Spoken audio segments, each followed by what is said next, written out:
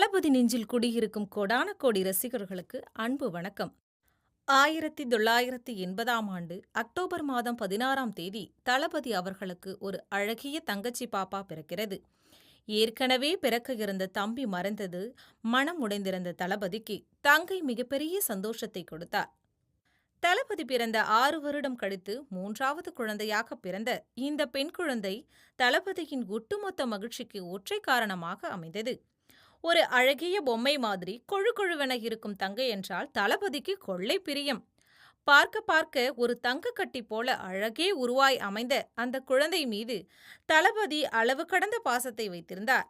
தங்கையே தனது மகிழ்ச்சி என மாறினார். தங்கை பிறந்தவுடன் தன்னிடம் தனக்காக வாங்கி வைத்திருந்த அத்தனை பொம்மைகளையும் தங்கைக்கு கொடுத்து விட்டாராம் தளபதி. அடிக்கடி தன் தங்கை கன்னத்தில் அன்பு முத்தமிடுவாராம்.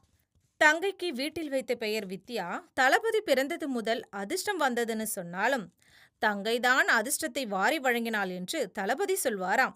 தங்கை பிறந்ததும் தான் தங்கள் குடும்பத்துக்கு வெளிச்சம் பிறந்ததுன்னு சொல்லும் அளவு குடும்பம் கொஞ்சம் கொஞ்சமாக முன்னேற தங்கை மீதான தளபதியின் பாசம் அளவு கடந்து வளர்ந்தது.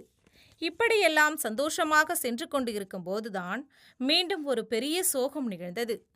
தங்கைக்கு 1½ வயது இருக்கும்போது திடீரென ஒரு நாள் மயங்கி கீழே விழுந்து விட்டாள். உடம்பு சரியில்லாமல் மயங்கி விழுந்த குழந்தையை மருத்துவமனைக்கு தூக்கிட்டு ஓடி போய் காட்டியிருக்காங்க.